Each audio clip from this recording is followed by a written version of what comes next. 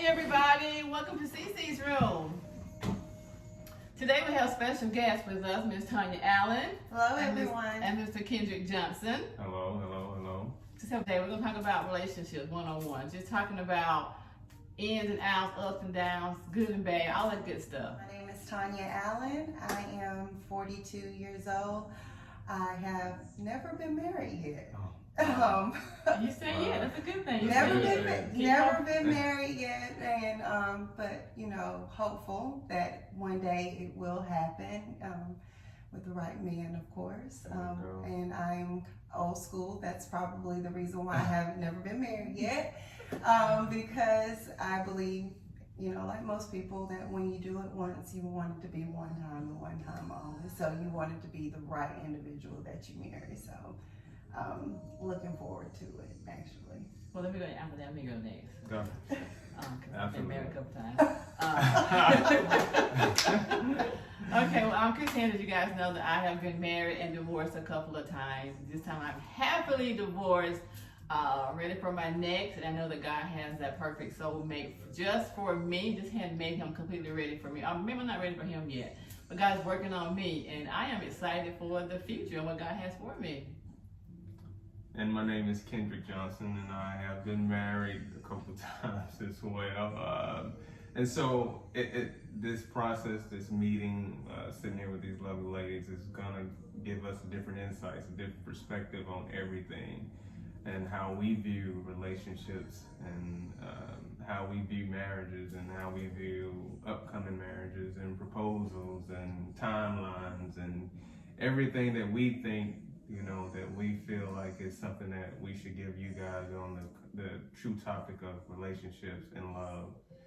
And unconditional love is the key to all of it. And keeping God first in everything you do is really the origin of it all. So I think that you guys will enjoy it. So in that case, let's talk about love. Okay, love. And I'll start real quickly just to tell you guys a little bit of my story. Being married a couple of times, I think I have never actually been in love. Wow. That sounds strange, right? Wow. I have never truly given myself to my husband. So you haven't fully submitted? I haven't fully submitted. Wow. No, I've never experienced real love, unconditional love. Interesting. That's disappointing. That is so disappointing. Because I'm 54, so I'm waiting for that real, true love. Right. That's endless, unconditional. I would do anything for this person. I have not felt that way about anybody. Wow. I know, right? That's that agape love, right? Yeah. So when you say unconditional love, what does unconditional love look like for CC? That means I would go to the end of the earth for you. Wow. Yeah. Wow. Yeah. That's amazing. And that has to be shown back to me. Yeah. Right. I gotta know that's there. Yeah. That's amazing. Wow. Yeah. Wow. Is that real though? Is that? Is unconditional love is real, but is it attainable for nowadays for people? You know what I mean? I think, all right. So the biggest part and the biggest misconception about a lot of marriages and troubles and all those different issues is the unconditional love. And the bad part is starting off so amazing as a person to this other person where they see you, they love that, but they send you a representative of who they really are. And once their mask comes off, it comes off. Yeah. And they have to try really hard to be that person that they were at first when it's not natural. Yeah. And they get tired. And you get tired. And then it just creates frustration, it creates distance, and it creates dysfunction in your home and your household. And that's how you know it wasn't unconditional love, because you conditionally love me based on what I did for you. Based on conditions. Yeah. So it's the toughest thing to kind of, because you think, but every marriage, every relationship is going to have its problems, but the ones that last the most are the ones that are led by God, not by man. That's true. And and then you won't question if it's unconditional or conditional. So with that being said, Kendrick, that's another great point that you just made, because, you know, with today's generation, we have a tendency to not allow God to lead us in our relationships. So, you know, when you talk about having that man that is God-fearing for a woman like me who has never been married and is seeking that, you know, what are some of those key indicators that I need to be able to look at? So you know, and what do you do for, you know, your field of work? I'm self-employed. Oh, that's Make it. that hard, right? That's when you said self. So, but that should not. My goodness. But think about it. Think about it. As a woman, as a queen, as a person that's taken care of herself and done things independently for so long, you don't want the disappointment, and you won't settle for what you won't settle for. So you have a list, I'm quite sure. You have a checklist. Like this guy has to be this. This guy has to be that. He has to have this. But, you know, the key thing is nobody's going to have everything on that checklist. Right. But the one thing they should have is, you know, a man that believes solely in being led by God. And you can tolerate certain things, but you can't tolerate a man that don't seek him first. Right. Yes. Or a person in your life that doesn't follow, you know, and like you say, submitting. It's so hard because there's so many different, you know, like definitions of submission when it comes to a relationship, in a sense of, you know, a woman's perspective and a male's perspective, you know, and from a man's perspective, like as far as submission, the younger, like this generation, don't even understand it. That's sad. You know, that's scary. It is, because they don't see it at home. Right. If you don't see it, if you can't identify with it, then guess what? You're not gonna know how to treat the woman in your life the right way. You're not gonna know how to open every door. You're not gonna know how to kiss her on the forehead. You're not gonna know. It just out the window. Yeah, it's gone. It's gone. So you know, it's different. Like for me, I get so frustrated when a woman opens her own door. Oh wow. It's the most disrespectful thing in the world to me, because I'm there, and if I see a guy that doesn't do it, it bothers me, because I feel like that's something that especially if you have a son in your car or a son in your life, he needs to see that. You know, he doesn't ever need to see you raising your voice at your wife or the mother of your child and disrespecting, because he's gonna do the exact same thing. Yeah. And so, you know, I've been in several relationships in my life. I've never argued. Wow. You sound like me. I just walk away. I love peace. Yeah, my peace is important. I just hate drama. Yeah. I hate negativity. Yeah. I hate that because it just sets the tone for something that doesn't need to be. It's true. You know, and it's tough though. You know, it's tough. So you asked Tanya what she did for a living. She said 7 months. You were like, oh no. Is that? I mean, how is, you know, that's hard for women who have taken care of themselves for a minute, right? But you got it. I mean, is it hard for you? Like, you know? Absolutely, because most of the time men look at me, it's like, oh, okay, well, she already been doing her own thing, so she don't need me for real. So, and that's totally not true, because you just got finished saying it's the simple things for me, like a forehead kiss, to get that, to receive that out of the blue, when it's so simple for a man to do to me, that would just melt my heart. But yet and still, he looks at the fact that, oh, she's supporting herself, so she don't need me. And when we want him to at least feel like, you know, my queen, she's doing her thing, you know. You should compliment him, right? Yeah. Right.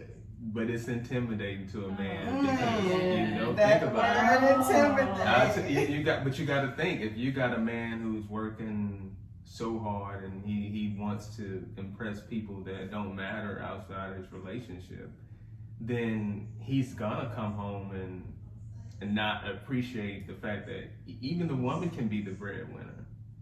That's great, but a true man, a real man, is not supposed to let that woman pay one bill in that house. And I've been married to the wrong man. but I mean, think about it. That's what. If you get deep in the Bible, if you look at how like our ancestors and how our grandfathers and everybody was raised, they didn't let our grandmothers pay those bills. The grandmother cooked. Right. She took care of the home. That's right. But again, we don't have two parents in the household. And nowadays, the parents are just as young as the kids. And so there isn't structure, there isn't discipline, there isn't the ethics taught in society nowadays as far as that, relationships go. So it's a tough thing, so I try to make sure my daughter, I kiss my daughter on the forehead and I pray with her and I love her in a way that if it's anything less than what I show her, she don't ever settle for that. Right. And that's what you're not doing. You're not settling. And don't. Because your perfect partner is already created. For me. Out there. Yeah. But you just don't know what door to go in. You don't know anything, but it's gonna happen, but when you least expect it. Yeah, and being the fact that, I have a lot of women that are much older women that are like mentors to me, right? And I just listen to them when they talk about, how we're supposed to be treated as women and how men are supposed to be toward us. And I tell them all the time, like, where is he? The men that I come across or the men that I meet, they can be one way again when you meet them, and then it makes you feel like, wow, this is it, right? This may be the one. So you take that leap of faith, like, I want to be all in with you, and then all of a sudden you see that little knob turning on him, like, okay, here comes the being dishonest and trying to play the field and the games and stuff like that, and then it makes us as women, we harbor back into that shell again. Get that guard. Put that guard back up, and it makes you angry because your guard is already up with him going into it, but he kind of smooths it out with you, and you can trust me, and and you get tired of those same conversations over and over and over again. So it's like, we don't, you heard of fool's gold? Yeah. We're tired of being fooled, and it just makes you feel like, I don't want to do it. I just want to focus on me, focus on what I got going on, focus on work, and then when we do meet someone later on and we've been doing exactly that all of this time, they start looking at us as bitter. If I hear that word, toxic, bitter, I don't know. Yeah. What do you think? Man, what do you think about that? Like, what do you, like, with your experience, like, and everything, because, I'm quite sure, like, with you going out and you being very sociable, you're great, at everything you do, and you meet several people, what are you experiencing? That's the thing. I took 3 years not to date. Maybe it was 3 years. I haven't dated in 3 years, right? To work on me, so I wouldn't be bitter, right? So now I love me unconditionally, right? So I've been on a date or two since May of this year, and it's been difficult. It's been very difficult because even men who are progressive and educated and employed and got it going on for themselves are still intimidated by women who have the same thing. So at first I thought I should downplay myself, right? So said, what the heck? I work for this. I'm not going to downplay Cassandra. He can't handle it. He's not the right one. That's what happened. He wasn't the right one. So I'm just still pushing forward as being me. Yeah. Yeah, I mean, yeah. That word, like, success is, it's scary, but it's good for the other, but that it's a challenge. It is a challenge because nobody knows what goes on in your household until you discuss it with other people financially. That's true. So if I was in the household and the woman made more money, I'm not gonna go out there. That's between y'all. Exactly. Right. It's nobody's business financially what you have going on, but Catch that man ego, though, right? That's what it is. You know, it's. Come on, man. You know, hey. I mean, really. You know what? It's for the fellas, and it does do something to you psychologically. Because think about it. You know, if a woman has been scarred in relationships and she hasn't healed, she's gonna go off on every single thing.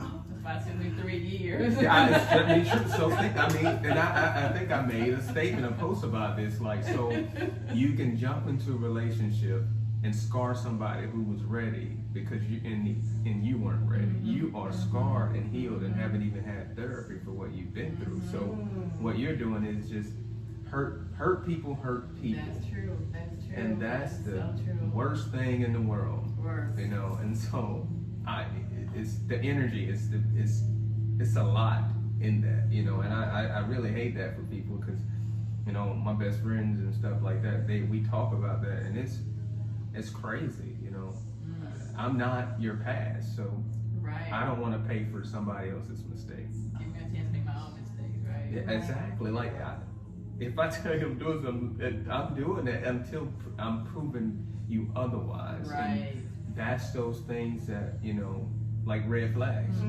That's how you know someone isn't ready.